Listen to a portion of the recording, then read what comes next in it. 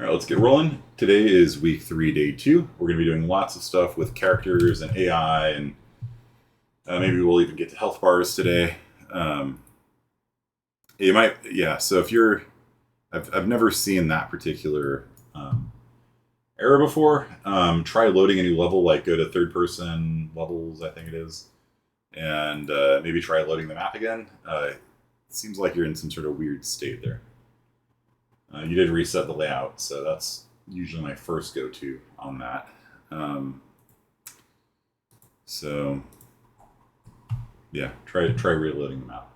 Okay, so we're gonna. So one of the things on your homework assignment was to have the sentry gun rotate to face you. That wasn't something that I went over. I kind of wanted to see if y'all could, use the powers of Google to figure out how to do it. But I'll show you right now how to do it. Fall 2022. If you haven't yet. How many people here figured out how to have the sentry gun rotate? Like right now, the sentry gun's kind of doing this like sine wave kind of thing. How many people figured out how to have it rotate after the player? So as you run around, the sentry gun goes like in Team Fortress, right? Megan did, yeah. Megan, again, is just absolutely kicking ass in this class. Anyone else figure out how to get the sentry gun to rotate after you? There's like, what's it called? View, get view, look at, rotate, or something like that. Let's see here. So here we got the sentry gun. Okay. So I just try to launch third-person map. Okay. Yeah. It's possible you just like deleted all the lights out of the level or something. That it's called find look at rotation, I think is the name of the node. Let's see if I'm remembering this right. Find look at rotation. Yeah, that's it. Okay. So basically, there's this node in Blueprints, and again, it's only the third week of school. So like for those of you that are used to coding using text, it can get a little bit, it's a little bit different. But I really like coding in Blueprints. I mean, I code like serious stuff in text, but Blueprints are really nice because they do like type checking for you. So you can't pass the wrong parameter to the wrong thing. And so, for example, this thing here takes a starting location and an ending location, and it tells you how far the thing needs to rotate to be looking at the thing. So the starting location is going to be the sentry gun's location, the ending location is going to be the player's location, and then it's going to return how far the sentry gun needs to rotate to look at the player. And so find look at rotation, which is kind of a dumb name, and I can never remember it because it doesn't really make a whole lot of sense. But come over here, and right around here where we're applying damage, we will have the sentry gun over here. We will do a find look. Actually, it probably doesn't have a thing, so find look at rotation. Okay, so where should we put this? It's probably just the same things here, right? So it's the sentry gun's location as the start, the player's location as the end, like that. I don't know, pull it out of the way like this or something. And then that will tell us how far we need to rotate to look at the player. So pull this all the way over here and do a set rotation, set world rotation for the static mesh component. The static mesh component is this thing, right? So we're going to rotate that to face the player, and the firing spot is just going to come along for the ride because the firing spot is parented to the static mesh component, or it's a child of it, right? So the static mesh component is the parent of the firing spot. So no matter how this rotates, the firing spot comes with it. It's kind of like the relationship of like your fingers to your wrist, to your elbow, to your shoulder. If I rotate my shoulder, all of the arm moves. If I rotate my elbow, the upper arm doesn't move, but the lower arm does, and the fingers move, and the wrist move, right? If I move my wrist, my fingers move, but my lower arm and my upper arm don't move. So it's a parent-child relationship. This is the parent joint, child joint to that one, child joint to that one, child joint to that one. So if I move my finger, right, my wrist doesn't move. But if I move my wrist, all the fingers move. And so that's what that little indentation means there. As the static mesh component rotates, everything that's its child rotates with it. As I rotate my arm, all the fingers come along for the ride. You know what I mean? So can you edit the blueprints like going to the source code? You can. You can actually do everything in blueprints in source code. and that's I teach source code game development in IS 50B. 50A is designed for people with lighter technical skills, and so this class is all in blueprints, for better or worse. Okay, so what we're going to do here is set the rotation of the sentry gun to that new rotation that came out of the find look at rotation, and yeah, that's all we're going to do. Okay, so we're going to compile it, save it, run it, and so see the thing swinging back and forth, and once it gets a lock on, that's why I put it at the very end, right? Once it gets a lock on, it'll rotate and face me, right? So it's going to see me. Oh, it's facing the wrong way. Oh, that's funny. That's really funny. It's literally facing the wrong way. Oh.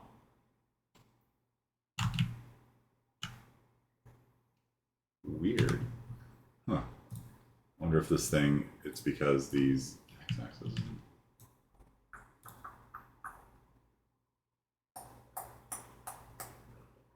Interesting.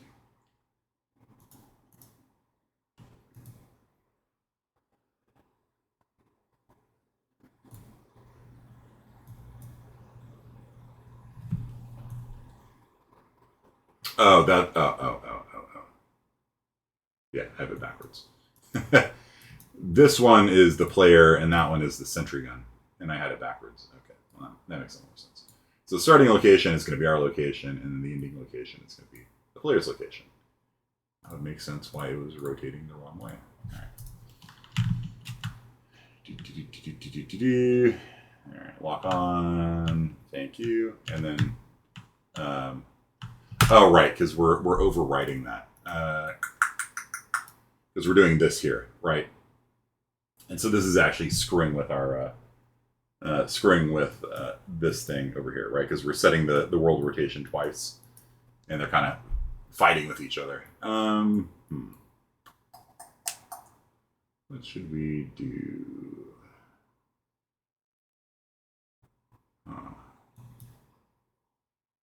We can just turn this off for now. So I'm just going to turn off the idle animation for now, and just kind of bypass like that. And just to show you what that looks like. So you see how they're not doing the idle rotation anymore? But now, if I come in front here, it's not rotating.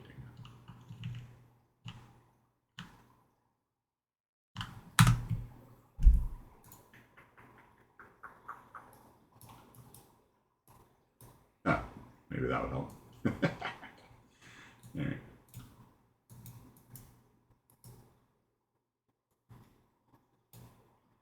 File, save.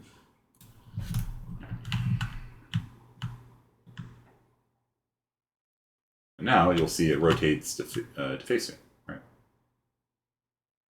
So if I can break its line of sight, it's going to stop chasing after me.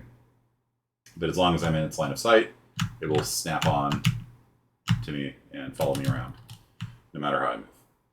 Okay. And then I died. So, any questions about that? So yeah, make sure you put the starting location as the starting location, not the other way around, like I did. All right. So this is the sentry gun's location. This is the player's location, and then it's going to give you a rotator that will rotate the sentry gun to face the player. Now, this is very often wrong, kind of. So what I'm going to do is I'm going to just demonstrate by doing this. Just making a new sentry gun over here and rotating it around. No, not that way. This way. Let me show you how it's wrong. So if I go upwards, you see how the sentry gun is tilting up and down like that? That's maybe right, it's maybe wrong. It just kind of depends what you're looking for. A lot of people, when they have a sentry gun like this, they want it to rotate just on the yaw axis, right? You understand what I'm saying? Like, the code here, I mean, it's working, it's pointing right at me. But, you know what I mean? Like, it's kind of weird looking for it to be kind of tilting down through the ground like that. Do you guys like it that way, or do you want it to just, like, rotate and yaw? What do you want to see? Do you like it doing the head bob, or do you want it just sliding on its base? You tell me. This is audience participation. You need to tell me. Silence on Discord. You guys still there? I got coffee. They're paying me whether I talk or not. Good coffee from the mug. Yours does yawn pitch. I don't know what everyone wants. Okay, well, let me just show you how to make it only yaw. So this thing, this little lavender, light blue, purple, whatever kind of color you want to call it, thing here, is going to give you a pitch, a roll, and a yaw. So it gives you all three rotations, and that's why it's looking up and looking down. If I were to right-click on this and choose split, this will give me the roll, the pitch, and the yaw separately. And so I can come up here and split this one as well. And then I can keep just the yaw. So if I connect the yaw here, yeehaw, to the yaw here, then it will only yaw rotate the sentry gun. It will only rotate like this. Okay? If I did roll, it would tilt side to side like this, which would be kind of weird. And if I did pitch, it would nose down and nose up, which may be weird. It may not be. It just kind of depends on what you're looking for. So here we go. You can see it sliding around on the horizontal axis, but if I jump up, it doesn't. It no longer tilts its head up and down, so to speak. You know what I mean? So it's just kind of rotating to follow me like that. Okay. What do you guys think? So you can right-click on a pin and split it if it's three things, like a rotator is three things in one. So I split it and then just copied over the yaw from the find look at rotation. Any comments, questions about that? And then if we wanted to mix in this with this,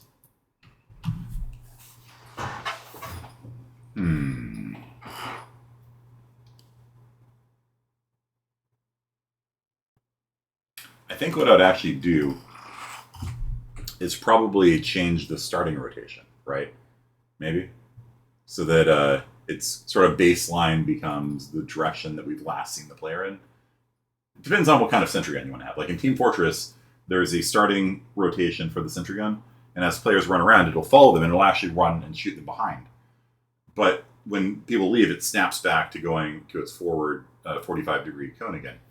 I think it might be fun for the sentry gun to kind of just sit there and look in the direction that the last saw player and kind of rotate back and forth from that. So rather than setting the rotation directly here, we'll go back to what we had before, which was having the idle animation set the world rotation like that.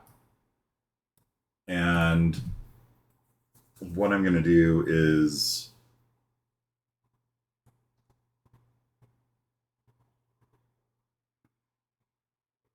I'm going to do one thing. It's not going to work, but it'll kind of show you where I'm getting at. So the first thing I'm going to do is just set the set starting rotation. And I'll split that. And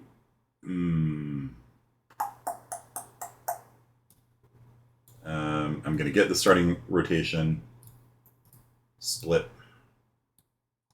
I'm going to keep my existing roll.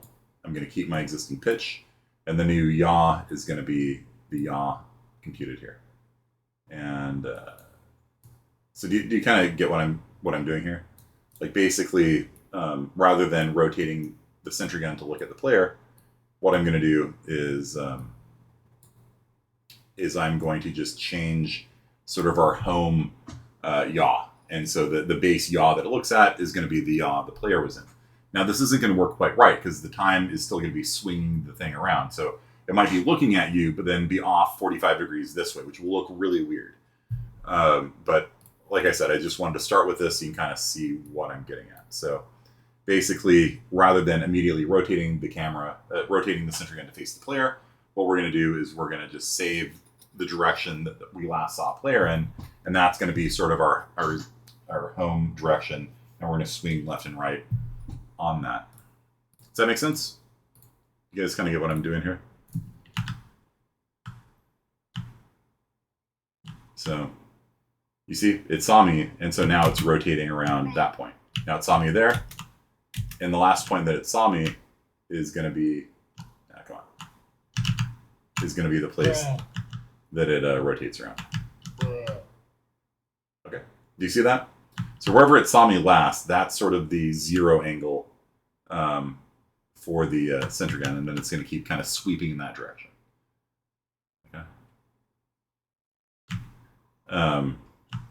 Which for some games might be correct, but it looks kind of weird because it's not exactly tracking you. Because like if the sine wave has it off to the side, then it's kind of like tracking you this way. You know, it's like you're over here and it's like off to the side, then it swings around this way as it's tracking you, which is really quite strange. When it's actively shooting at you, it probably shouldn't be doing that. So I'm going to do a little bit of algebra here, and what I'm going to do is I'm going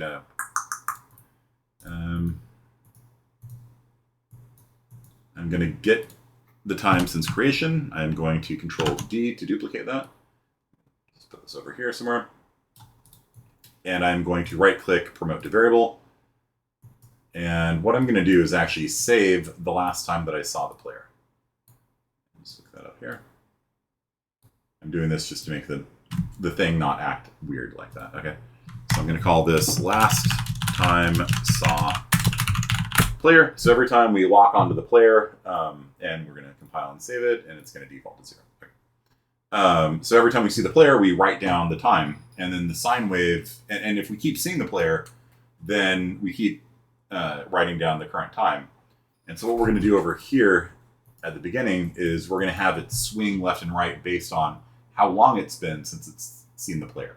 So the sine of 0 is 0. So if we keep seeing the player, it's not going to rotate away from the player at all.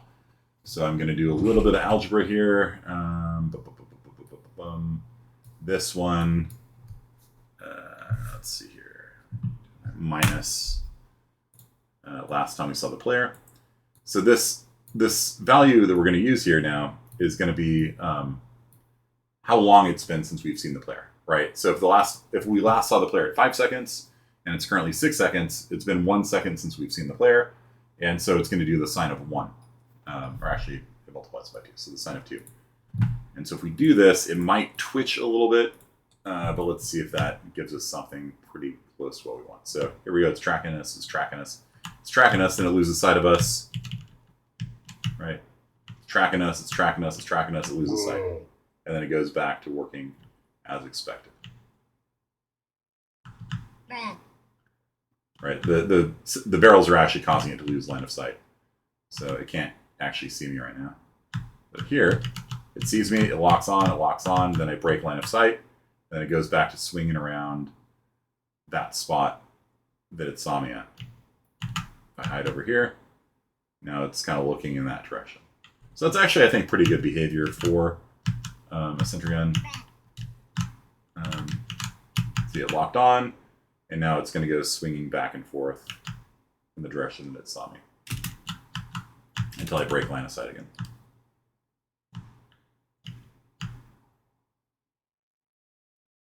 Oh, it killed me. Yeah. I'm over here. I'm over here. Yeah.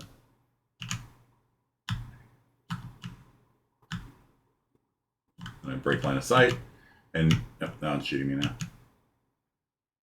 Ah, I'm dying. I'm dying. Okay. See, you see that? So they're both kind of like swinging around at the last place they saw me, but if they see me, then they don't swing around randomly anymore. Right? So pretty cool. I think that works out pretty nicely.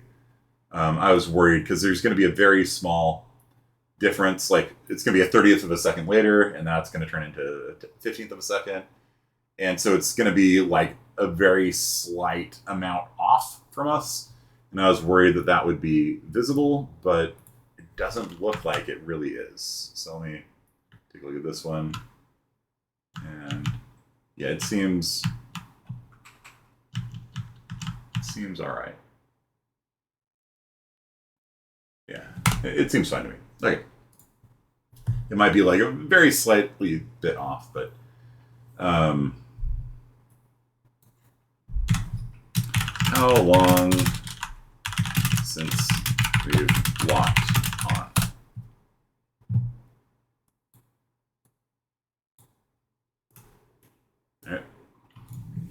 that's kind of our sentry gun for now. So I'm going to shift gears and talk about a couple other things. How many people here would like to learn how to sprint? I know I would, because I get tired of walking at slow speeds, right? I'm constantly like hitting the shift key, you know? Die, die, die, die. Like I'm constantly like wanting to hit shift, you know, and it just isn't fast enough for me. Okay, so here's a couple bits of terminology in Unreal Engine. So there's something called a pawn, there's something called a controller, there's something called a movement component. So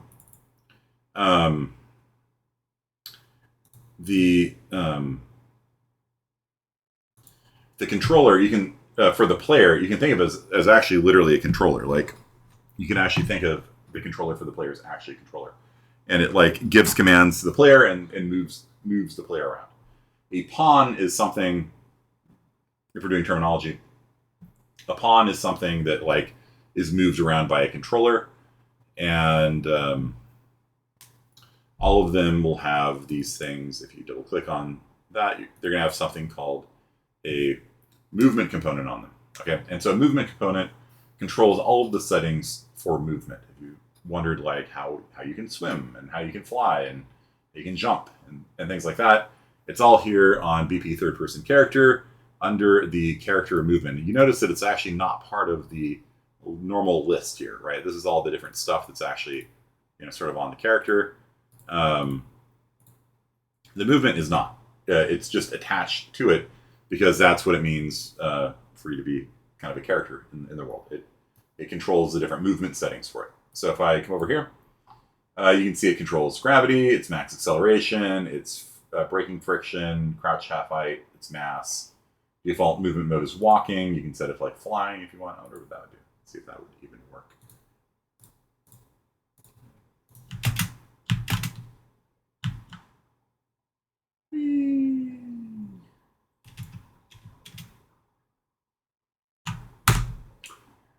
Can't jump though. So put it back on walking. Advanced. Okay, this one's kind of interesting. Max step height. That's so anytime can you make sprint have a stamina bar? Yes, you can. Absolutely. So step height's kind of interesting. Anytime you encounter a vertical wall in the world, by default you just smack into it, right? But if the vertical wall is below the step height, which is 45 centimeters, about half a meter tall, about 2 feet-ish tall, then the character will actually step up onto it instead. And so if you were to set the step height to be something like, I don't know, 2 meters, like that, compile, save, run, then you could like, let's see here, let's see if this, no, there we go. Yeah, you see that? Like I just stepped up onto that, just stepped onto the wall, right? And, no, I'm dead. So the character movement controls all sorts of interesting things like that. Let's see here. Can't get up on you. No. Set the step height a little taller, but you get the idea. So, put that back at 45. Walkable floor angle. So that's the question of like, how steep can you walk uphill before it blocks you, right? If you want to be like a Skyrim horse, you do like 80 degrees or something like that, right? And then you can just like, just straight up like, let's see here. Just walk right up steep inclines. Here we got a mountainside, and you can just zip right up it. You know, if you're, if it's under 80 degrees, like it can't do a perfectly vertical surface, but you know, it can do pretty vertical surfaces. Do you guys know what I mean by like a Skyrim horse? Like the horses in Skyrim had like some crazy walkable angle. And oh, I hit the kill plane. But yeah, they could like walk up a surface like that. You know what I mean? Window, world settings, kill Z. I'm gonna set to negative 100 meters. Okay. Now it's kind of annoying though walking so slowly. So what I'm gonna do is I'm gonna come over here, and I could just increase the speed of the character, right? walk speed right now is 500 centimeters a second. I could up that to 5,000 and run 10 times faster. Let's see if that does anything. Whee! Right? And I got that 80-degree run angle, so I can run right up and down, you know, this cliff faces and things like that. It's kind of fun, not really very practicable, right? Because, I mean, it's kind of fun, actually. But it's too fast, right? So what we really want is a blueprint or something like that, so that when we hit shift, we run faster. So like maybe I'll set the speed to like triple, and I'm just going to set the default running speed to that. There's some acceleration on it somewhere here. So you'll notice that like you don't immediately run at like full speed. So you have to kind of like build up to it. So that feels like a pretty good sprint speed to me. What do you guys think? Do you think it should be faster, slower? Like imagine I'm holding down shift right now. I'm not. I just set the default speed to this. But this feels like a pretty good sprint speed to me, at least. What do y'all think?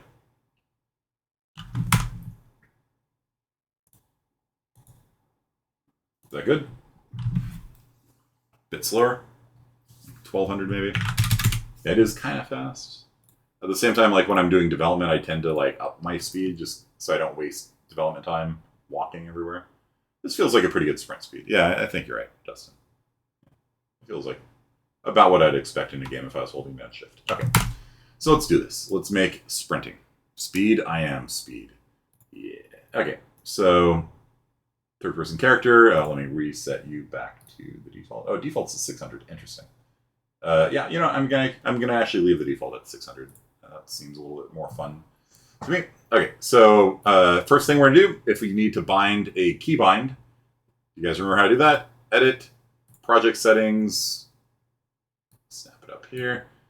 Input is where you do all of your keybinds. And this is going to be another action mapping because you're either holding down shift or you're not.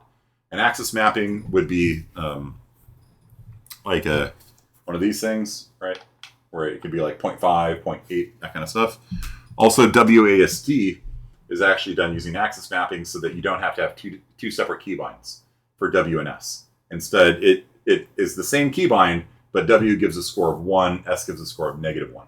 So you don't have to have multiple binds for that. So we're going to do an action mapping here, and I'm going to click on plus, and I'm going to click on sprint here. And then I'm going to use shift, so I'm just going to click on the icon here and hit shift, and that will bind shift to the new event that I've just created called sprint. And you can make it so you have to hold down control, shift, or whatever, but that's basically that. Save, close out. So I'm going to make a new event now called event sprint. And that exists because I made the key binding. When you make the key binding, it makes the event. This did not exist until like 10 seconds ago. And so now what we have is when we hit shift, it's going to do whatever is off here. Okay? And whenever we release shift, it's going to do whatever's off here. So what we're going to do is when we hit shift, it is going to grab the character movement and set the movement speed to 1500. Max walk speed to 1500. And when we release shift, we're going to have it reset back to 600. Now, the first thing I always do is just make sure that everything works. So I'm going to do a print string, and I'm just going to say sprint, and I'm going to do released, print string, and I'm going to type no spring. Don't type and talk at the same time. So when I hit shift, it's going to hit sprint, and when I release it, it's going to do no sprint. And a lot of students, when they're doing development, they just copy my final blueprint, and then they don't go through this process of like, just incrementally working on it. Like you always have to work on just a little bit at a time, and verify that when I hit shift, there it is, sprint. And when I let go of shift, no sprint. Okay, so that's, and I'm whacking it, and you can see that it is doing all that. Okay, cool. So that's how I always begin, just to make sure that everything is working, everything's in place. You'd be surprised how often you try doing something and it doesn't do it. For example, if you had this event on the wrong thing, it would not get the event. So, like, if you try doing this on, like, a box or something, like, there's a very good chance this won't work. It has to be on the BP third-person character. That's, like, your main. Yeah. So, now that I got that, I am going to up my movement when I press it. So, I'm going to drag out the character movement here. So, I just click and drag. Gives me a little variable here. And I'm going to drag out from the blue pin. And I'm going to say set, I already forgot the name, set max speed, max walk speed, sorry. Okay, so I'm going to set the max walk speed when I press shift. I'm going to set the max walk speed to 1200. And these probably should be variables, but I'm being lazy. And then same thing over here, set max walk speed to 600. Again, these should be variables, not hard-coded numbers, but there we go. So this is sprinting. Done.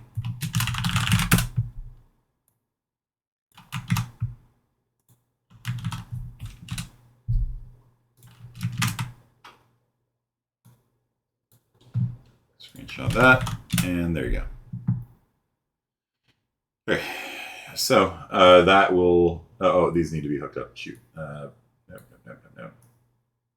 There we go. Now I'll screenshot it. There we go. I swear I've had my coffee today. All right, and paste that in there. And there you go. So there is working sprinting code. You guys see how easy like it can be to do this kind of stuff? Mostly you just need to have a professor, somebody just telling you that it's possible and like where to find this stuff. So if we do that, let me test it out. And I'm walking, and then I shift, and I'm boosted at 1200 speed, and then I let go, and I'm back normal. Shift, I'm boosted. Okay.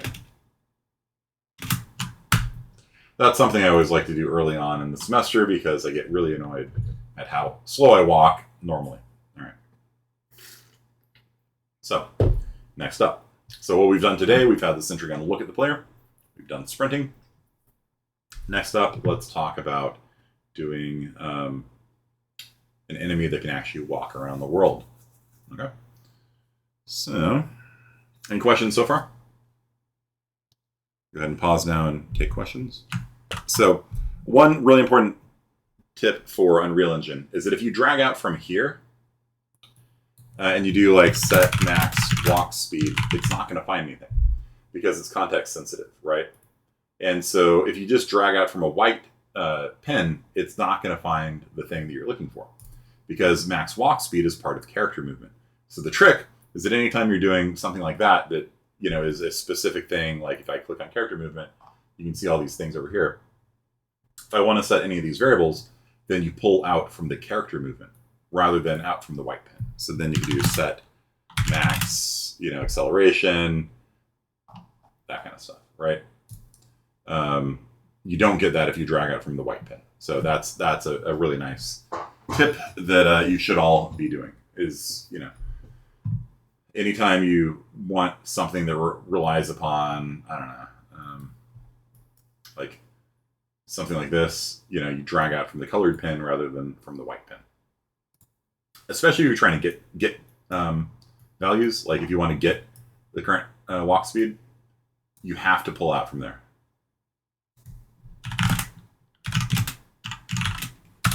Because there's no white pen at all. So if you dragged out from the white pen, you can't actually do a get. It won't appear because there is no white pen on this. Gets are actually not part of the flow of control. So any comparisons are not part of the flow of control. Gets are not part of the flow of control. And so only things that have white pens on them will appear if you drag out from the white pen. So you can drag out and do a set, but you can't drag out and do a get. So that's some like pro tip Unreal Engine advice there. Okay, any other questions? Pause the recording again. Okay, so yeah, a stamina bar. That's a good one. All right. There's a couple different ways you can do that. I think we would probably want to have a variable called stamina, like that, of type Boolean. Like that. File save, have it default to like 100 maybe by default, something like that. And then what do we want to do? So like I said, there's a couple different ways you can do this. As long as shift is held down, then we want to probably drain our stamina bar.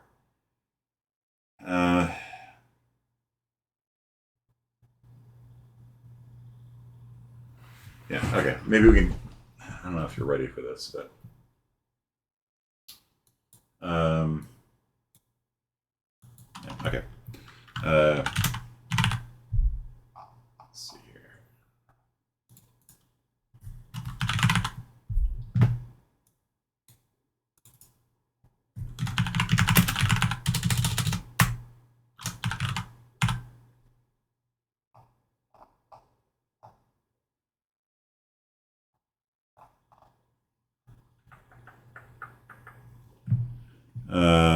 Also, they're really cool. Yeah.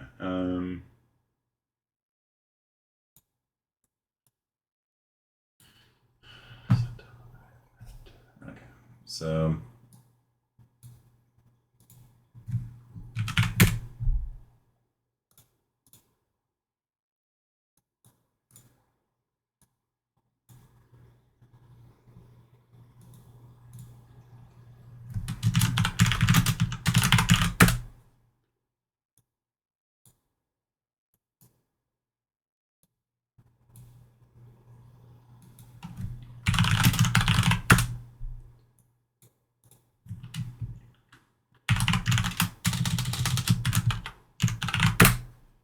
Let's see how this goes. So I'm holding down Shift. You can see it's saying breathe, breathe, breathe, breathe, breathe, breathe, breathe. Okay, so let me explain what's going on here. This is kind of more an advanced topic, but like I said, there's different ways you can do this. I don't know. Okay, so what this is called a timer. Okay, and so a timer does repeated actions. And so in this case, every 0.1 seconds, looping, so it does it forever. When we hit Shift, it is going to start this timer, and it's going to call this stamina drain event, which currently does nothing. It just prints breathe to the screen, but it kind of shows you what I'm getting at here. And as long as I hold down Shift, it does breathe, and if I let go, guess what? It still does breathe, because I don't ever destroy that timer. So we need to destroy the timer when we end it. So this is going to create a timer handle structure, and we are going to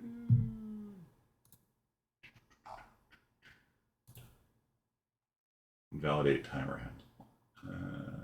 Pause. Let's see if that does it.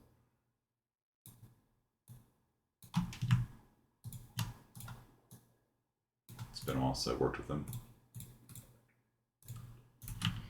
Breathe, breathe, breathe. No. Let's see. Maybe just destroy it.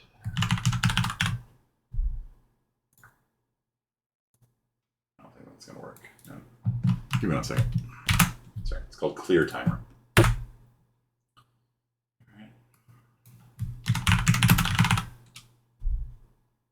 That one.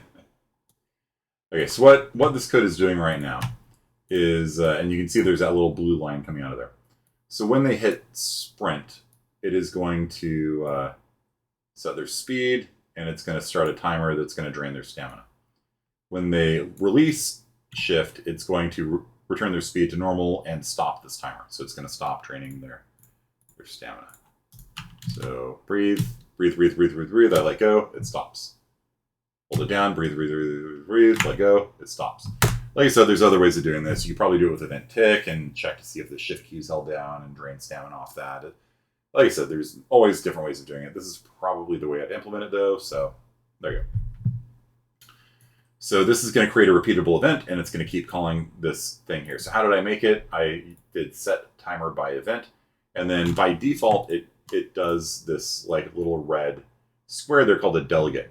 And so I dragged out from there, and I chose to create a custom event and called that custom event stamina drain. So what happens here is that this thing is going to have a callback in it. A callback is how video games work. We've talked about this a lot. There's a lot of event-driven coding in video games. And so what this timer does is every 10th of a second, it's going to call that event.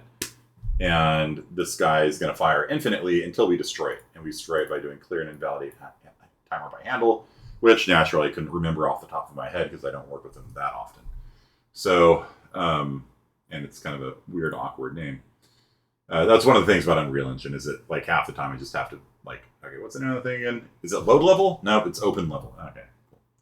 And it's just the nature of the beast. You just have to get comfortable with documentation. Common stuff I can do off the top of my head. For stuff that I don't work with on a daily basis, then I get pause and I'm going to hit the documentation. So this is how you stop a timer. So I dragged out from the return value here. This creates a timer object, and I fed it into here. So the timer that's destroyed when I release it is this timer here. Now that we've got all that set up, I'm going to actually do the stamina decrementing. So stamina is going to be drained. I'm going to get stamina, and I will subtract. I don't know. This is trigger. How many seconds should we sprint for? You tell me. How much stamina should we drain per tenth of a second? We've got 100 stamina. So 3 seconds, 10 seconds.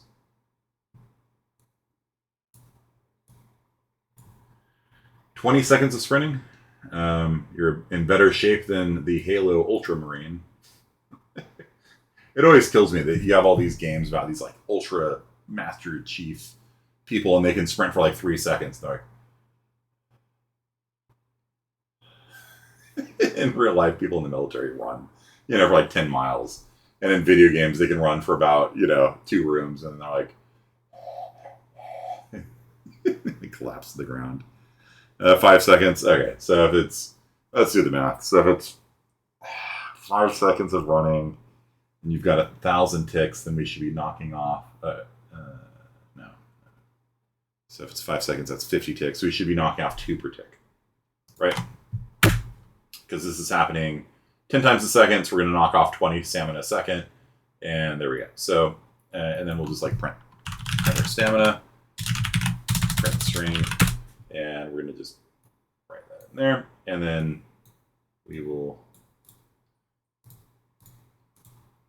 play, and you can see our stamina is decreasing to 4, and then it goes negative and does nothing. And when we stop, nothing happens. And when we hit shift again, our stamina keeps draining because we don't have anything to increase stamina, right?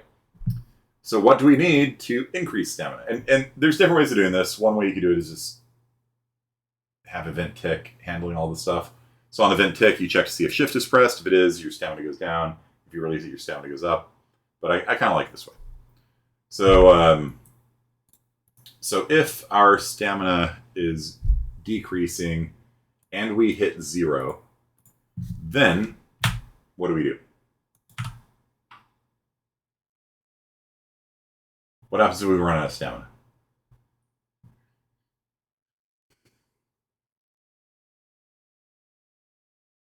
What do? This is, we need a branch, right? So we need a branch statement. So is our new stamina less than or equal to 0?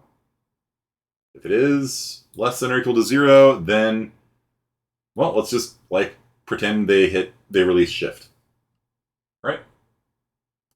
So, right, like we already got the code there. We'll reset their speed back to normal and stop the stamina drain. So that nice little bit of spaghetti code there, but it works. So yeah, basically, as long as they're holding down shift, it's going to drain their stamina. If it hits 0, then it's going to reset their walk speed to 600 and clear the timer. Now, simple cooldown, we can reset it to initial stamina max. Yeah, we could do that. We could just give him like 3 seconds of like, you can't hit the button. We could save the current time and then do that, and then the stamina comes back up. I kind of like the idea of a regenerating stamina bar. So like you hit it, it goes down, you release it, it goes up, that kind of thing.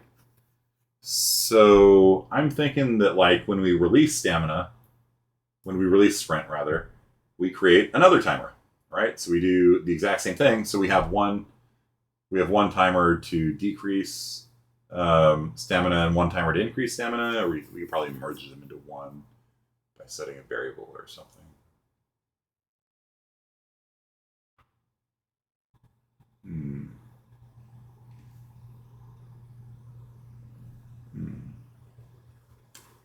Or you do 2 different timers. I kind of like having a variable. So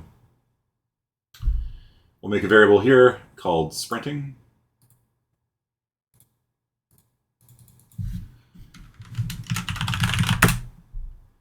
And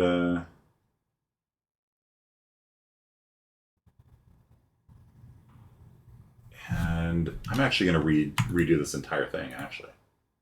Okay. Do I have event tick anywhere on here?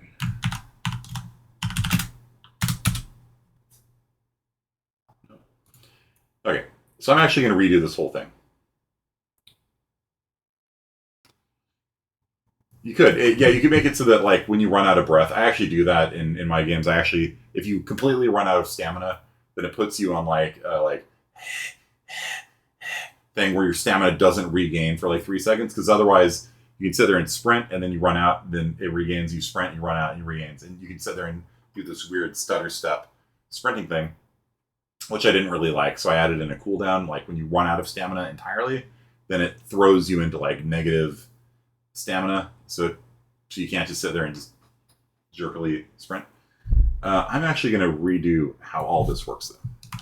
I think we can do a better job. So what I'm going to do is simply set a variable here. So when we hit shift, we're going to set sprinting to be true.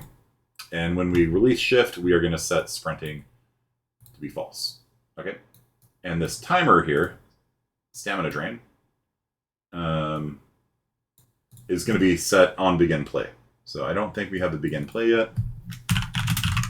I don't think we have begin play. So on begin play, what I'm going to do is paste.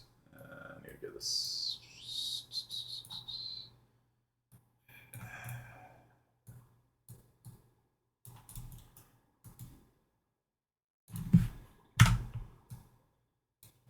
So when the player is created, it will actually create the stamina timer. And so the stamina timer is just going to be running 24/7 now. Okay. So when the player is made, it's going to be running 24/7. And if they're not hitting shift, their stamina will regenerate up to 100. And if they are sprinting, then their stamina is going to drain down to 0. And if it ever hits 0, then it cuts off their sprint. And maybe we do a little hysteresis in it to stop it from being pumpable like that. So do you guys understand what's happening here now? So basically, when the character is made, we're going to have this stamina drain event taking place, and then it's just going to be constantly checking every 1/10 of a second. It's going to be checking, hey, is sprinting down or not? And if it is, then it'll drain stamina. If it's not, it'll increase stamina. Is there a way to comment out nodes the way you can comment out code? So you can test different ways of coding without losing previous work. Yeah, you just detach them. So you just do that, and then just kind of move the stuff off into nowhere land. Okay. Okay. So here's our thing now. So this thing is going to be firing 24/7. Okay. And what we're going to do is we are going to get sprinting and branch. And so if we are currently sprinting, then stamina goes down. Okay. So stamina, get stamina minus 2 is what we decided on, right? And then we'll set stamina to that.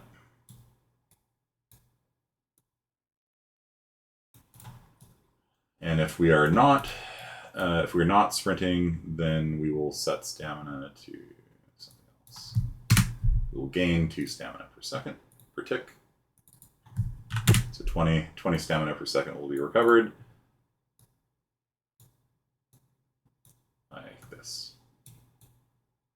You guys see what we're doing here? So basically, when we hit shift, it's just going to set this variable to true. And when we release, it's going to do that. And maybe shouldn't even be setting our variable here. I think maybe the timer should handle that. Because otherwise, even if you run out of stamina, if you hit it again, it's going to say your max walk speed up again before it does anything. So I'm actually going to pull all of this out. Okay. And I'm just going to have our sprint code just set that variable. Okay. Makes sense. All right, so then our stamina drain event is going to decrease our stamina if we're sprinting, and it's going to increase our stamina if we are not sprinting. And if and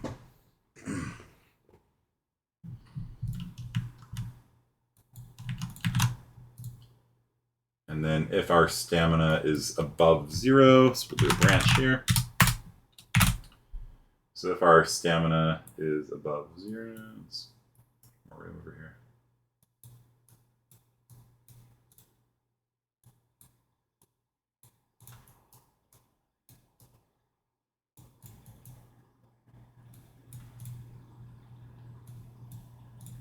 So if our stamina is above 0, then we will increase our walk speed. And if our stamina is now below 0, then we'll decrease our walk speed. Okay? So this is if you're holding down shift, right? If you're holding down shift, then it will keep draining your stamina, and if your stamina is above 0, it's going to keep you at a high walk speed. If you ever hit 0, then it lowers your walk speed. And then if you're not sprinting, then if the stamina ever exceeds 100, we just set it to 100. So I'll do a clamp. Is there no clamp? There's no clamp.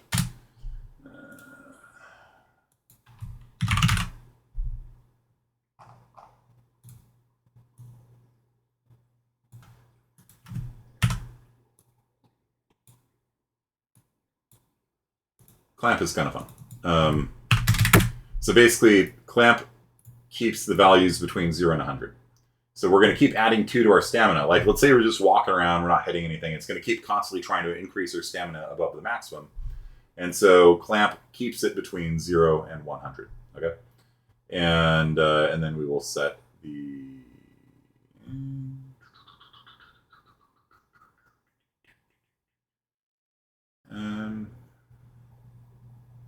probably should do it here too. Otherwise, it'll go into negative stamina, right? You'll keep holding it down, and it's going to go into like negative 200, and you're not getting any benefit for it. So I'm actually going to clamp that value as well.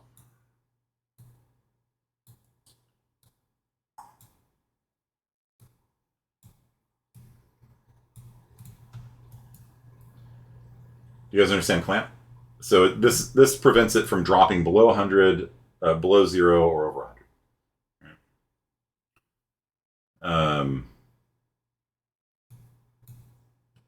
All right, good luck, News. And then here, we're going to keep regenerating stamina if we're not sprinting, and set stamina. Set stamina here. And so this will Q. There we go. And so this will, we're regenerating stamina, and I guess we just set our walk speed to 600 if we're not holding that shift. Okay. I kind of feel like I want to just print the value of stamina just to make sure that everything's working. Also, okay. Print string. It's gonna kind of get in the way of it. And we're gonna do that. Oof. And then over here we'll do the same thing.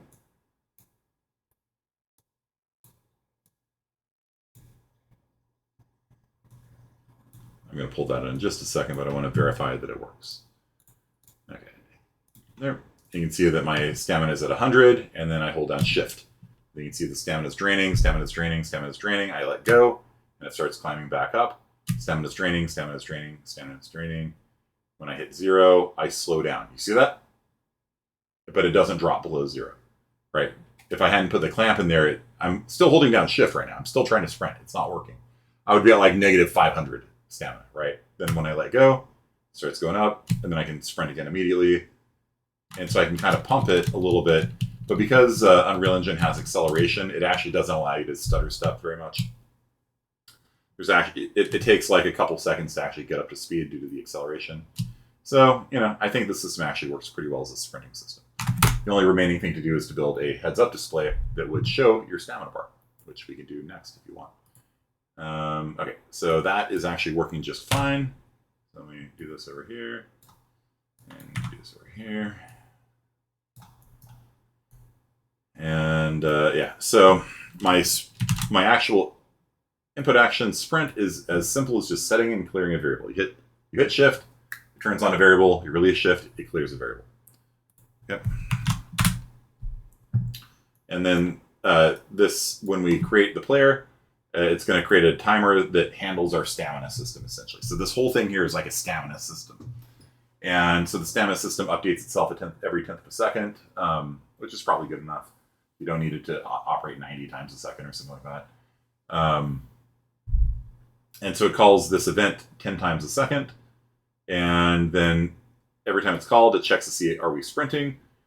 If we are sprinting, then it decrements our stamina by 2, clamps it to 0 to 100. If we ever run out of stamina, then it stops our movement from being fast. If we still have stamina left, then it sets our movement speed to be 1200. If we release it, then we go down and do this one instead. We recharge 2 stamina per tick, or per 10th of a second, clamped again to 0 to 100, and then we always move slow. So that is a pretty cool stamina system, I think. And you can adapt these sorts of things for like life regeneration and all sorts of things. So the next thing we need to do is add a stamina bar. Okay, so we've done sentry guns, we've done movement speed, we've done a whole sprint system. And I think the last thing I'm going to show you guys today, because we're getting into like absurd amounts of new knowledge for one day. Thank you for reminding me. Let us save all before I lose it all. Okay. The next thing we need to do is have a heads-up display. Oh my gosh, a lot of things in one day. Okay, so I'm going to go over to the build folder, and I am going to I want to add a stamina bar. I want to have a life bar too. Maybe we can do that. We got enough time. Okay, so what I'm going to do is add a heads-up display. Okay, so there's 2 entirely different heads-up display systems in Unreal Engine. I'm going to show you the way that's better. I used to teach the other way because it's a little bit simpler, but I think the better way is better. So there are these things called widgets. Okay, and so if you just right-click on your build directory, whatever name that is, and go to user interface widget blueprint, this allows you to create a widget. Okay. And you call this one, I don't know, stamina bar.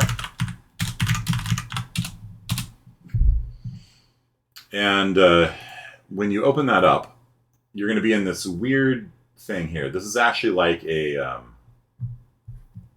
graphical user interface designer. And so the first thing I always do with anything is just see if I can get this to work. See if I can get hello world to print on the screen. So I'm just going to take, I don't know, this text thing here and drag it in the middle of the screen. And the font I'm going to make big. I'm going to make it like 48-point font. Centered.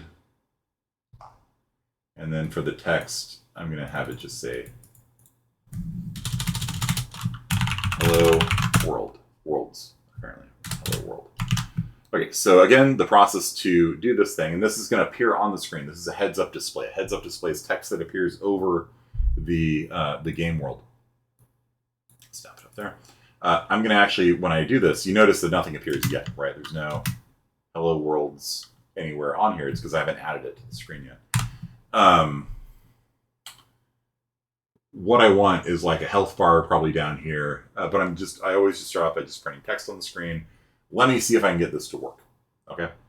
And so what you do after you've made a blueprint, so again, I right-clicked, user interface, widget blueprint, and then I opened up the widget blueprint and dragged out a text and typed in hello world and made the font a little bit bigger just so I can make sure that I see it. And okay, so I'm going to go over back into third-person character. That is our main thing. And in begin play here, I'm going to create a widget. And the widget, and notice the text here does not match what I typed. Do you see where it says this? Construct? That's actually not what I typed. What I typed was create widget. Okay? Create widget, the title does not match. So if you're looking at this later on YouTube or something, or you're looking at the screenshot of the final product, be aware I didn't type construct. I wonder if construct would work. Maybe? Yeah, I think it's a little bit different. Okay. Because this is returning a reference value, and this is returning a widget. Yeah. Yeah, so, yeah, be careful of that. Okay. So this is actually done with create widget. I'm going to make a note there. Okay. And which widget are we going to make? We're going to make stamina bar. Boom. Okay. Now that the widget's been created, it needs to be added to the viewport. The viewport is like the camera, the screen that you're going to add the widget to. Okay, and so we're just going to select add to viewport. And you can see the little icon here means that it is related to the heads-up display kind of stuff here. And that's it.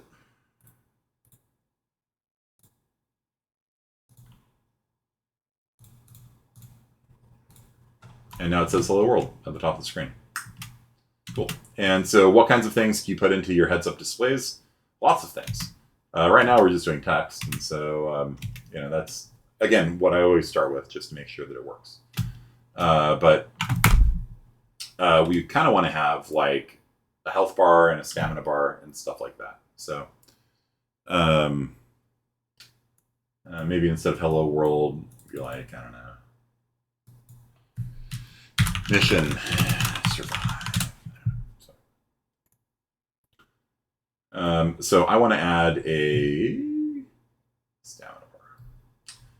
So to do that, let's see, where are you? There's something called a progress bar. And a progress bar is used for like health bars and stamina bars and things like that. So I'm going to drag it out. Maybe, why can I not drag it out? Maybe I need to make a canvas first. Fair enough.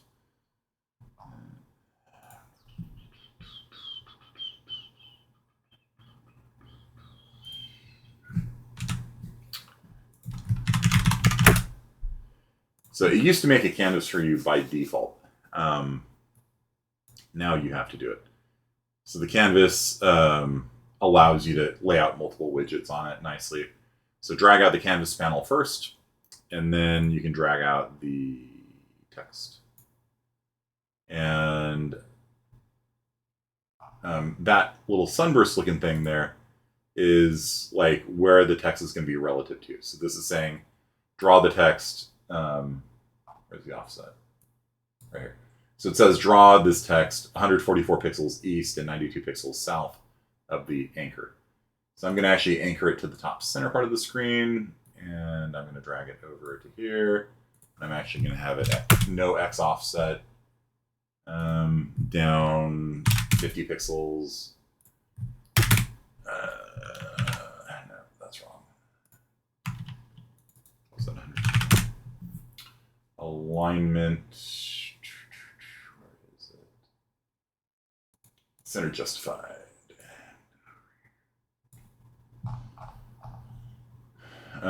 Yeah, I guess that works. And then the text will be mission survive. And I'm going to make it 48 point again. And survive.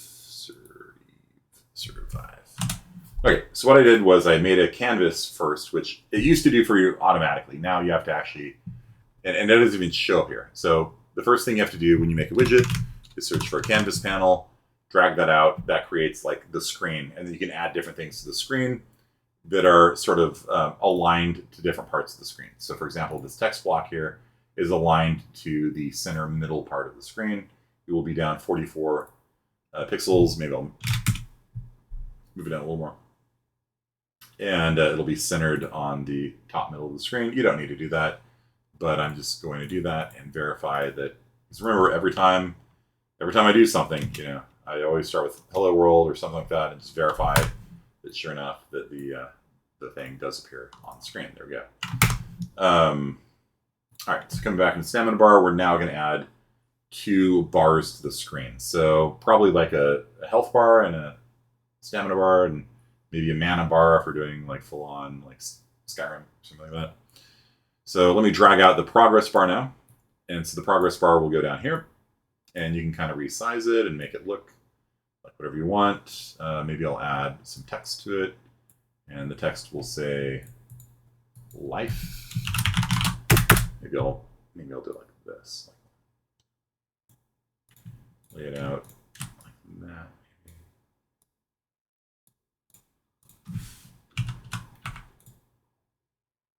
Okay.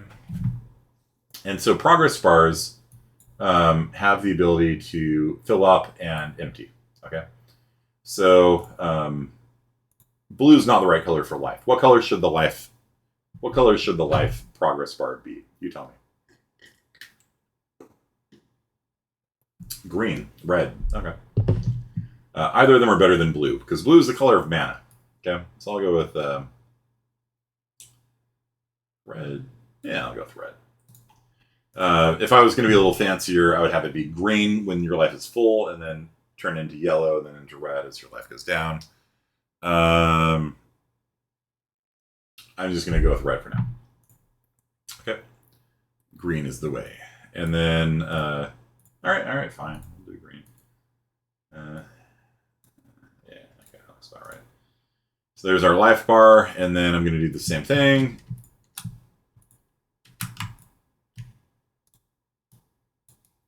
Select you. No, not select you. All right.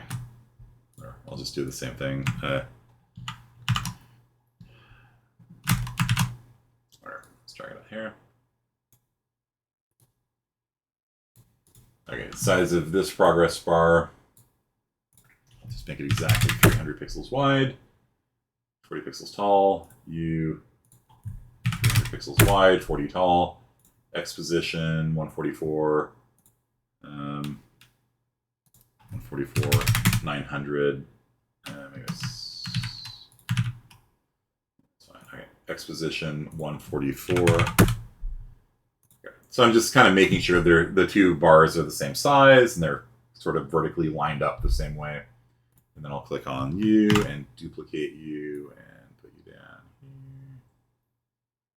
I'm just going to put it in roughly the right place, and then I'm going to click on them and actually look at the value. So this guy will be at 64, so it's vertically aligned properly. Size 151, 151, 40 tall, 40 tall. I don't feel like these are vertically lined up very well, so I'm gonna use the arrow keys a little bit and kind of move them around until I feel they're okay. And this one we're gonna start full as well. Full is 1, by the way. It goes from 0 to 1. And for this is not going to be life. This is going to be stamina or mana. Fine. Stamina. And then I'm going to have to move these things to the right a little bit.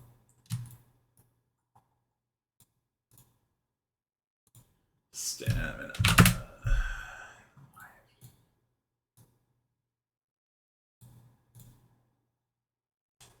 Health, so it's a little bit bigger. Don't have quite so much empty space in there. And so what color should stamina be? How do you add a canvas panel? Yeah, that's something that actually annoys me. This is something that changed from UE4 to UE5. So you have to go up to the search palette up here, and you can't have anything on the thing. If you have text on there, you can't edit. You have to delete. You have to start from scratch. And that's why it used to give you one by default. And then you search for canvas up here. You just drag a canvas panel out, and then that gives you the ability to do layout like this, where you've got multiple things on the thing. Probably I should be having these guys anchor off the bottom left corner of the screen. Yeah, probably. Okay, bottom left corner. You anchor off the bottom left corner. You anchor off the bottom left corner. You anchor off the bottom left corner. So that means I want to draw 200 pixels to the right of the bottom left corner and 85 pixels up from the bottom left corner. Before it was drawing down from the top corner. And so if you have different resolutions, then your health bars will move around on the screen and it'll look really janky. So what we're doing now is saying, no matter how big the screen is, we're going to be this many pixels up and right from the bottom left corner of the screen. And this is still not going to be great if we switch like 8K resolution. It's going to be really small. And so we should add in UE scaling, that's what it's called, to make the stuff bigger when you have a higher resolution, things like that. But this is like just a starting place. So we'll let you drag it in. Yeah, it won't let you drag it in if there's things already there. It's actually something super annoying about UE5. Before, it would just make one for you, you know, because everybody uses it for anything complicated. But I guess, I don't know. I don't know why they changed it, actually. So red, green, okay. Go ahead and yellow for stamina. All right, and are these things lined up? You are exactly 200 pixels right, exactly 200 pixels right of the bottom left corner of the screen. I kind of feel like that needs to be up a little bit more, like negative 80, no, other way around, negative 90, maybe. Negative 90.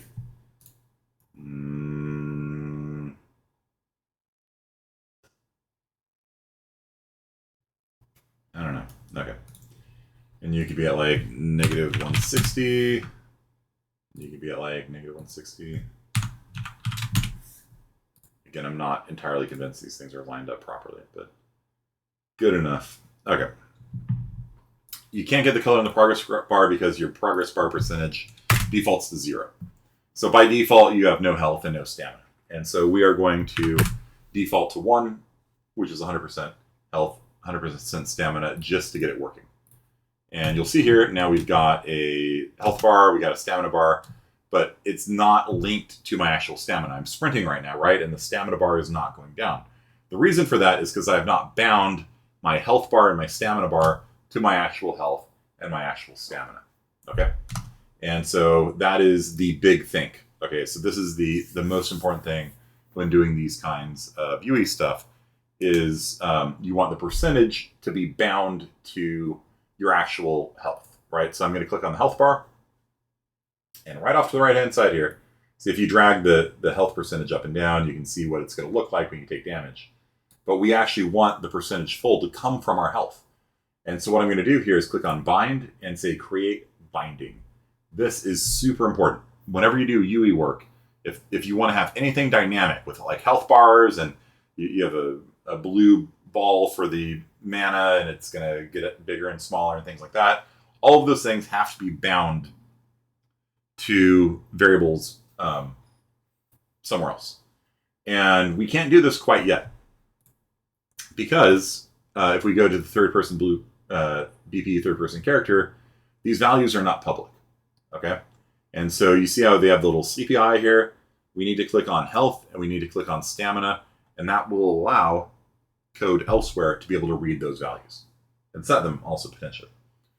So you have to go over to your BP third-person character and make your health and your stamina visible to other blueprints, like the UE, okay, the HUD, heads-up display. Because what this guy's going to do over here is he's going to read the value of health and he's going to read the value of stamina. And probably we should make a variable for max health and max stamina too, so that we know what percentage we're at. I'm not going to worry about it right now. Kind of hurts me a little bit to say that, but yeah, we'll just have the HUD assume that your max health is always 100. Which kind of hurts. So I'm coming back in here. So what I did was I went into BP third-person character, clicked on the little eyeball here, and you see the sleepy eye becomes the awake eye. It's had coffee, okay? Just like Key to the Cure, remember, like if you need other blueprints to be able to edit this thing, then you have to have it be public, and then other blueprints can interact with it. So some people just make all of their variables public. It's probably not good practice, but I wouldn't recommend it, but they do, just to make it work. Okay, so we're back here. And we've got our health bar here. And we want our health bar's fullness to be based on the health of the main character. So I'm going to come here and bind and click Create Binding. And that takes us into a blueprint editor. And so this is where it starts. And then this is the value that it is going to return. And so if I were to just always return like 0.5 and run this, you will see that my health is always at 0.5, right? So this is being called basically every frame. Hey, what's your current health percentage? Hey, what's your current health percentage? Hey, what's your current health percentage? Right now, this code always just returns 0.5, right? But what we want to do is we want to get the health of the main character. And so we are going to get player pawn. So this is how you get player 0, the main character. And this returns something that we need to cast to third, to BP underscore third person character, because that's how you can get public variables off of other people. You always have to use a cast, because this thing right here is just sort of a generic pawn. It doesn't know anything about being a third person character with all these values on it. And so by doing a cast, then the thing that comes out of here, you can get health on it, and you can divide health by 100.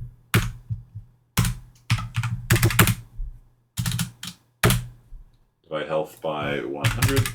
Nope, that's 1,000. Again, this is kind of hurting me a little bit to assume that your maximum health is 100. Do you guys want to see how to do it right? It's just a couple more steps.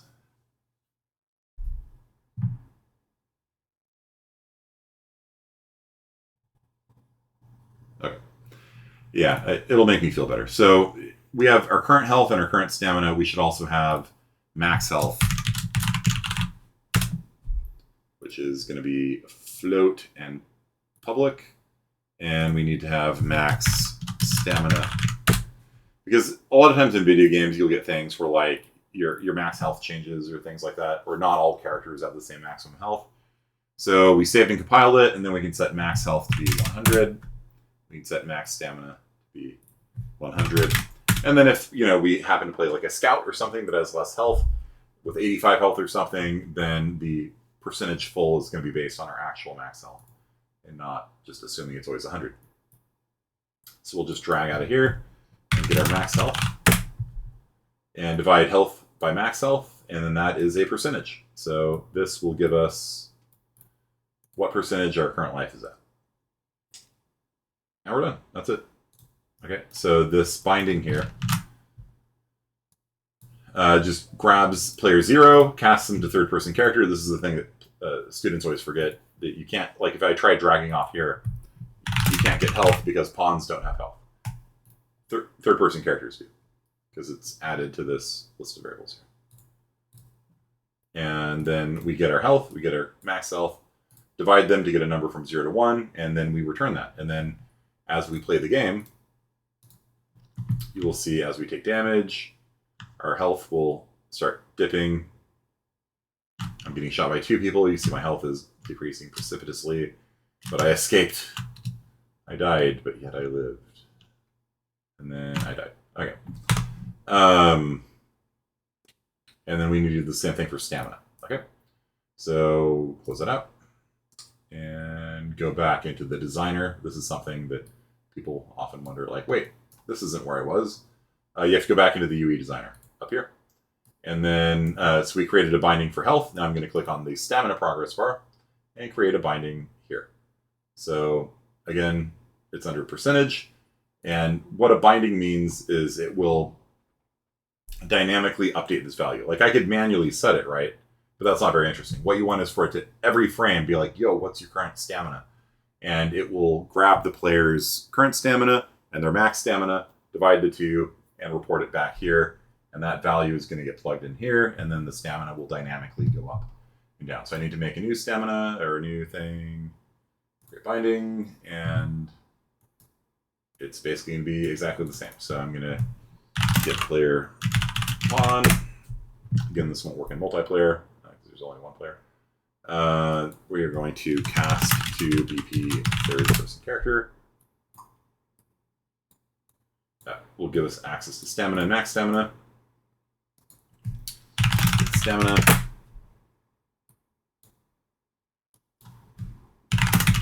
max stamina. And then we will divide the two.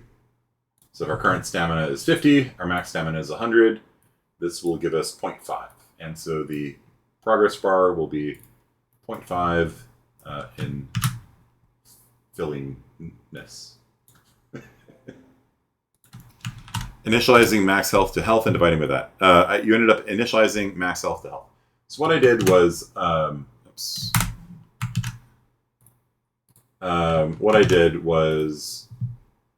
the third-person character, I created a variable called max health and max stamina, made them public, and then you have to compile and save. And I just initialized max health to be 100, and I initialized max stamina to be 100. There's probably other ways you could do that, like on begin play, you could set health equal to max health. Probably a good idea. I don't know. But right now I've just got a variable called health that's initialized to 100. I got a variable called max health that's initialized to 100 as well. Okay. And now if we try this out, these functions, I don't really like the name get %0. So I'm going to rename it. F2 allows you to rename things. Get health percentage and get stamina percentage. And you can do things like change the background color, so it's not like this kind of weird gray color. But like as I sprint, you can see boom, boom, boom, boom, boom, boom, boom, boom, boom. I let go.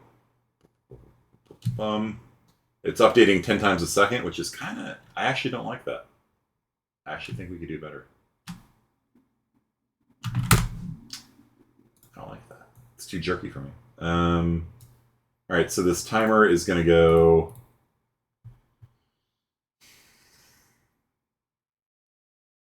100 times a second. And then it will affect it by 0.2 instead of 2.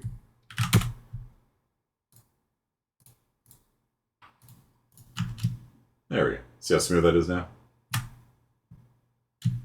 So we sprint, stamina drains. When we hit 0 on stamina, we slow down. We let go, and then we sprint, and we sprint. We can kind of pump it a little bit, but because it takes a couple seconds to get up to speed, this is probably suboptimal. You probably want your stamina to recover enough that you could sprint for a ways, because it takes like a couple seconds to kind of get up to speed. Okay. But like I said, when I've done sprinting systems before, when you run out, I typically go into a hysteresis thing where you can't hit sprint again for like 3 seconds. So and you play a sound like, and then it ignores any attempts to sprint. There's an audio cue to the player so they know what's going on, and then after the breathing is over, then you can sprint again. Bruh. Bruh. Bruh. Bruh. Bruh. And there we go. That is a working life bar. We got working sentry guns. We got stamina, sprinting going. I still want to do projectiles with you. I kind of feel like we've covered enough today. Do you want to see how to make a projectile weapon? We do have 20 minutes left. It's going to be a lot of things we're doing in one day.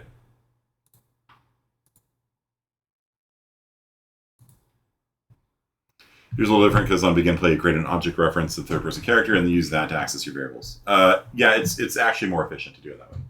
So what Megan was talking about is probably the right way of doing it. So event graph, begin play is not on here. Begin play.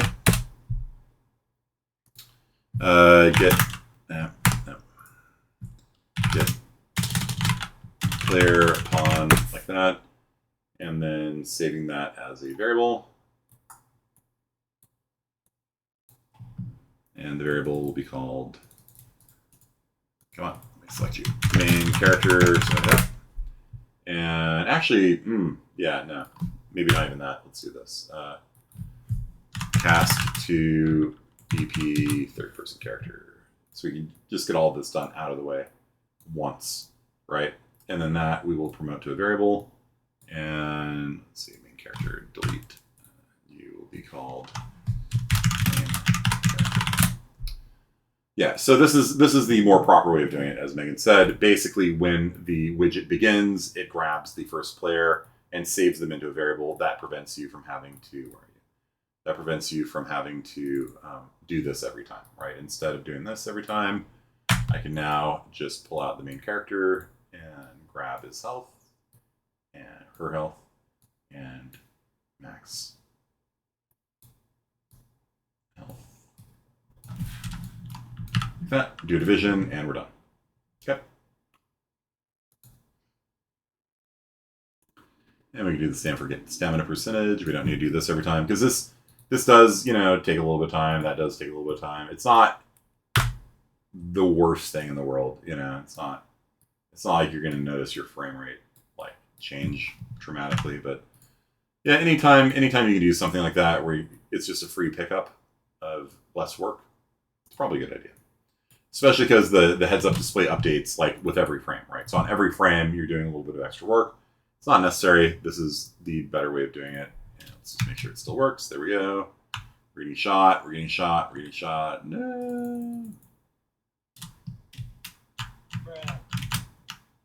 How many health pickups in the game? So, and then I died. Okay. Copy that. Oops, not you. Screenshot. There we go. So there's the binding, and save all, and then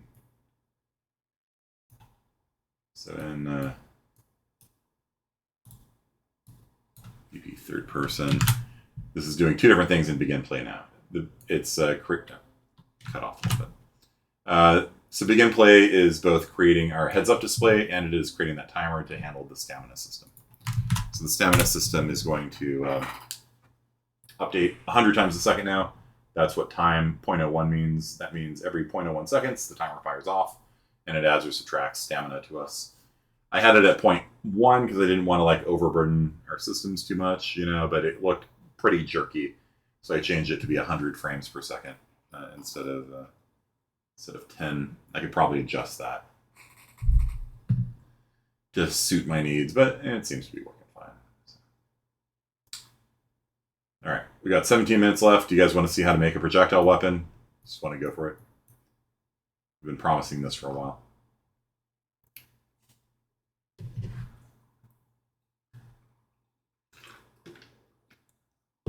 Dino fan, you decide.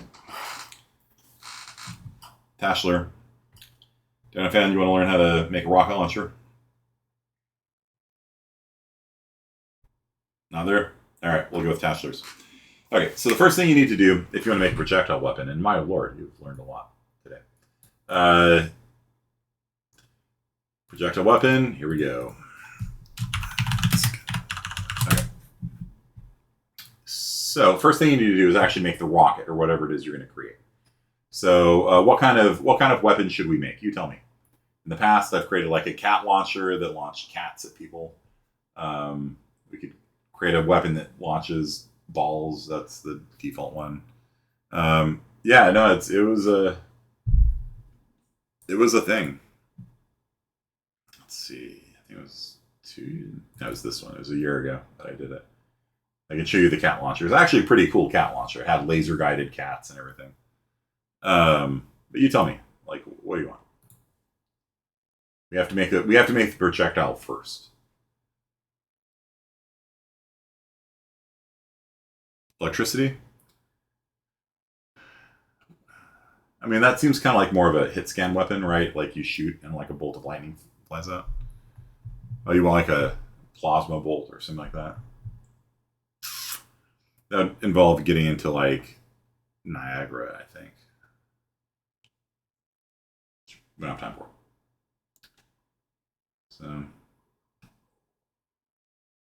we're turning the character into Pikachu. Oh, yeah. Well, let's just start off by just doing a placeholder. Okay, so I'm just going to make a new blueprint class that is just an actor. An actor is anything that can appear in the world, and this will be just called projectile. And projectile, I'm just going to add a like sphere to it and then call this like ball. And it's going to be what color? It's going to be, I don't know, multicolored like that. It's going to look terrible. There we go. Done and done. Okay. So if I come out into the world here and drag the ball. Oh, that's going to be a giant ball. That's way too big. Okay, let's not do that. It's very silly. Oh, what happened here? Oh, this is the other level. Okay. You undo. Okay. So you are way too big. So let's scale you down to size. Right now it's 1 meter big. Let's make it 1/10 of a meter. Well, that disc was kind of cool looking. Maybe something like that, right? It kind of looks like a cool projectile. I don't know.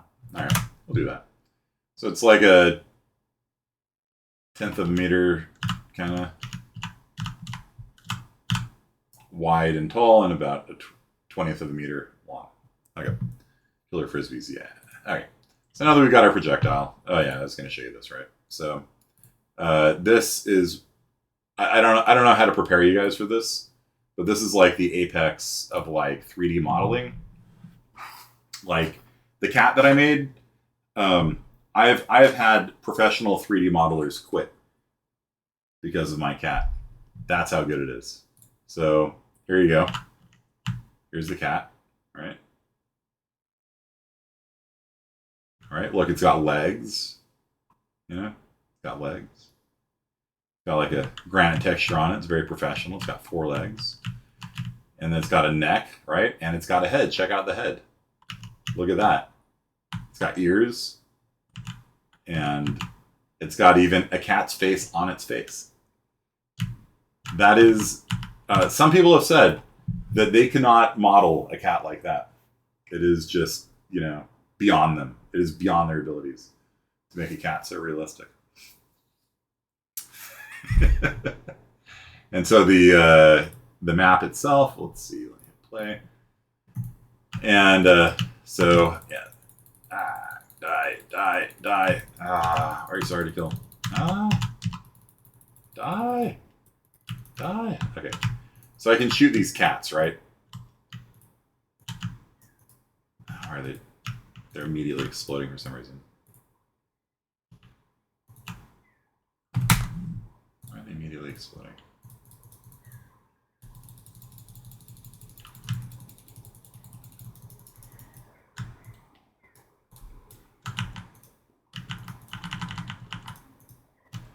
Anyhow, so that's not our point for today.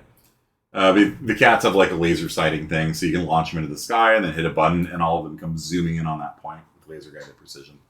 Okay, so let's learn how to make a projectile weapon. So when we right click, it's going to do this. I'm going to start off by doing print string, of course. And I'm just going to, whatever, hello is fine, I don't care. I just want to make sure it's back. Okay, keybound is correct. Get rid of that. And so the main thing about creating a projectile is the create object. Create projectile. I don't know if that worked. So spawn actor from class is what we're wanting. Okay, so we're going to spawn a projectile like that. And this is going to make an object in the world of type projectile. So it's going to be that weird football looking thing. And we can set ourselves as the owner for credit for kills and things like that. We don't care about that. The main thing we care about is the transform. So the transform is a combination of location, rotation, and scale.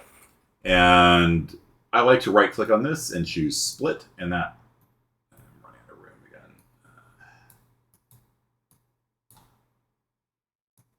Yep.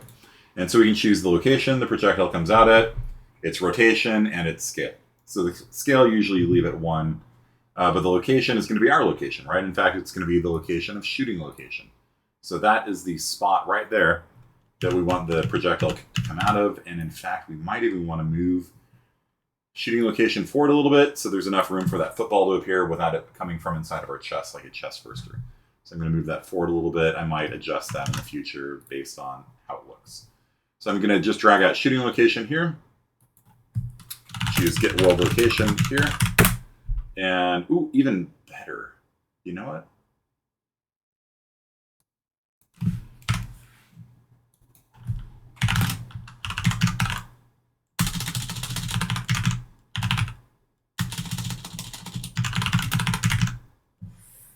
I'm just going to get it to world transform.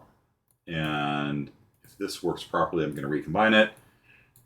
See, what I was going to have to do is I was going to grab its location and I was going to grab its rotation. But I'm actually just going to grab its transform, and as long as I haven't screwed around with the scale, this should work. Okay. So this is going to spawn the... Yep, there you go. So every time I right-click, it will spawn a football in space at the shooting location. So I can just kind of run around and make these things that don't move. Bruh. I can probably jump on it.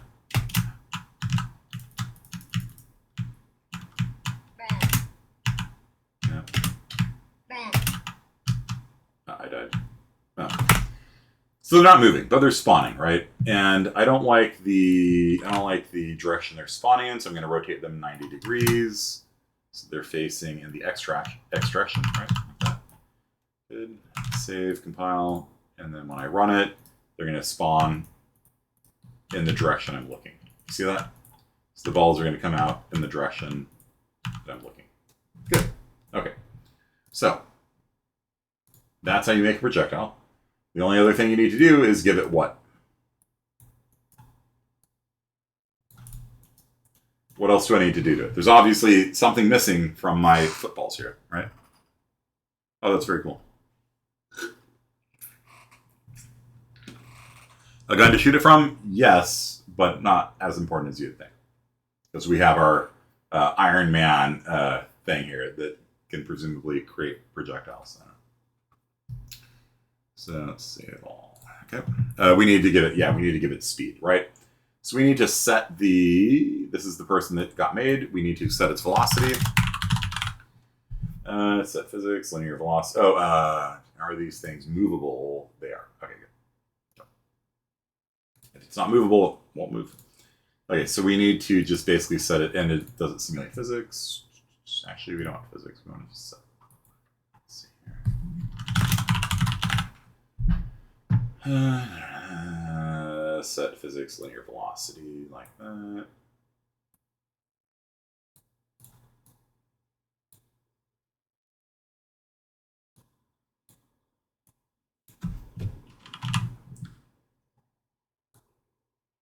And the velocity we want it, and we have to make sure it's doing velocity. Simulate physics, and we're going to turn gravity off because it's going to look really weird if it just kind of falls to the ground. Okay. So simulate physics allows it to have velocity and things like that. So we're going to set its velocity. And what should we set its velocity? It should be the direction we're looking, right? The direction we're looking times some projectile speed. So I'm going to grab the shooting location's forward vector. Get the forward vector from the, that is this. Remember, red is forward. So the direction it should shoot in is the direction that the red arrow is right here, right? So I don't need you anymore. So we're going to get the forward vector of it, and we're going to multiply it times projectile speed, which probably should be a variable. So I'm going to make a variable over here called projectile speed, and drag that out here. And we're going to multiply these two things together. Multiply. Looks like it's orange, but it will work with floats as well. And so we're almost done. Compile, save, and just set projectile speed to be like 100. I don't know. Let's see how that works.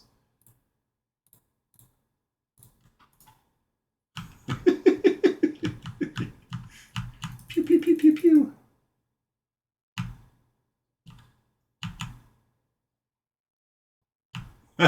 They hit me. When I knock them, they just go ricocheting off because they have no mass. Look at that. That's funny. If I run into them, just scatter.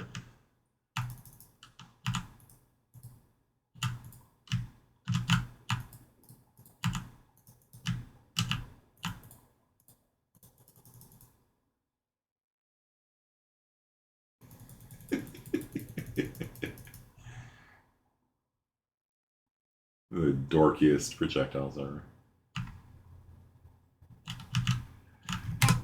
I feel like I should probably give them some more mass or something.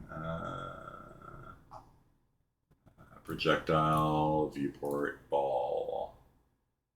How much mass do they have? Ignore radial impulse. Semiphysics.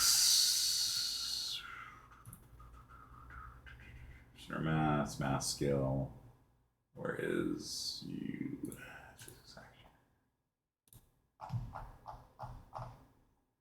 There's mass. Okay. So I'm going to set its mass to like 10 kilograms, then maybe it won't be quite so flaky. That's, yeah, okay, that's kind of cool, actually. Honestly. It actually feels a lot better. Like, make like a handball game. Actually, that was the first game made by my boss when he wanted to convince the people at the defense contractor he worked for that he was capable of making VR games. He made like a 3D racquetball kind of game. Kind of cool. All right. I feel like we should probably turn off like angular, stuff so they don't spin, but kind of cool. I don't know. I feel like maybe we should make them a little more velocity. So projectile speed, I'll set it like 500 or something like that. And see how that, yeah, it's a little better. Still, they're going to,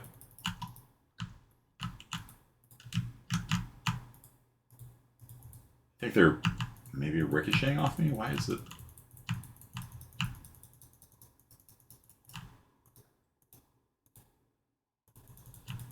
Yeah, I'm immediately running into them. So what's happening is if I'm not moving, right? If I'm not moving, it's fine. But if I run forward, they get all screwy. Yeah,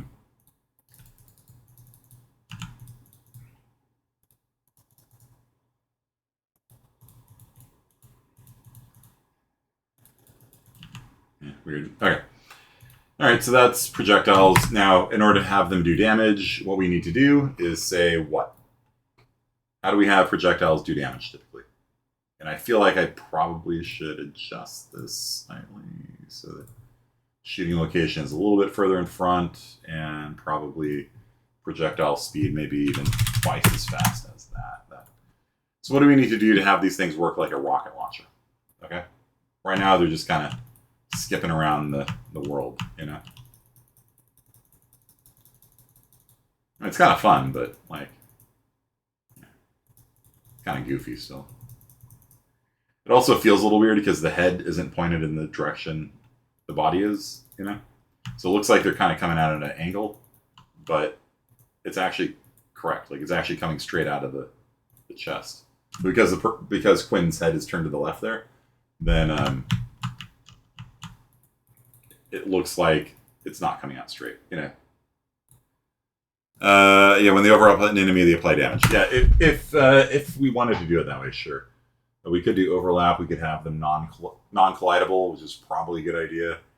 Probably a little better than us being able to run into them, But right now we're just doing solid objects. And so what we're going to do is make sure that they generate hit events. So somewhere inside of here. Generate overlap events, collision presets, step up on. Probably don't want to allow that. Simulation generates hit events. Okay, there. So this means that it will generate an event hit when it hits something. And so event hit. And so when our spinning frisbee football of death hits something, we are going to have it print string hello, and then we're going to destroy actor self. And just see how that looks here. So, my face is like screen. Okay. So you can see here, it is printing hello and going away. So we just need to make it do a couple things. We need to make it do damage, right? So there, and maybe like play a sound. Play a sound at location. So if we hit something, we're going to play an explosion. Play an explosion. What place should it be played at? Well, the hit location. So wherever it impacted it, it's going to play a sound there. And then we should probably do spawn emitter. Again, we still need to learn how to do Niagara. Niagara is really cool. It's much better than this. And we'll do an emitter there, and we'll do an explosion there. And then we're going to just damage whoever it is we hit. If they can't take damage, we won't do anything. But the other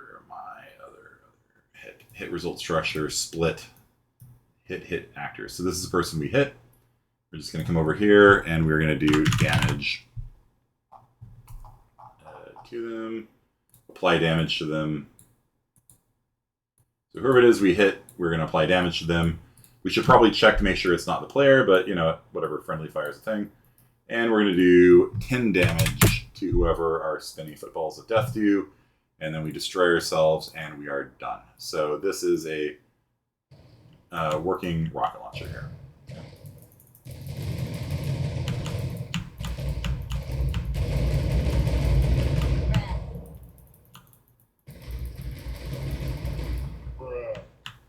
Again, it's a little weird because the chest and the head don't line up. Bro. So if the thing doesn't take damage, it doesn't do anything.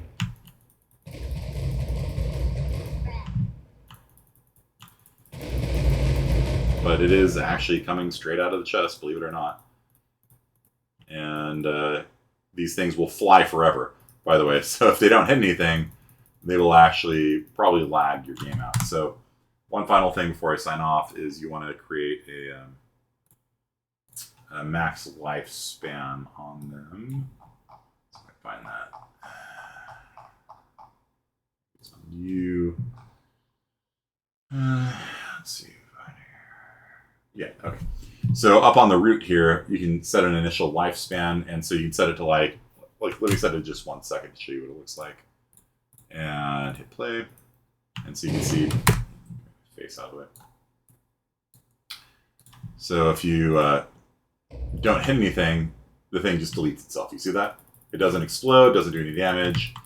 If it just doesn't hit anything, then it just deletes itself after 1 second. Now, you know, maybe that's okay. I don't know what kind of weapon we're making here. Maybe a 1 second lifespan actually makes sense to somebody. In general, though, you want to set the lifespans to like, I don't know, 5 or 6 seconds, you know? They're far enough away that you don't see them just vanishing out of the world. 5 seconds or something is usually pretty good. Because my feeling usually is, like, if a rocket hasn't hit something in 5 seconds,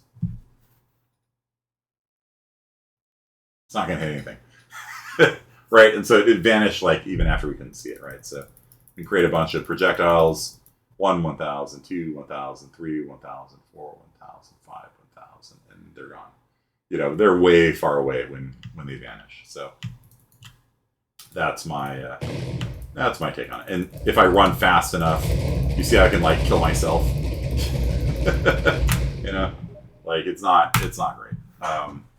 We're not done with this, but this is, I think, pretty good for one day. So I will screenshot this for you, and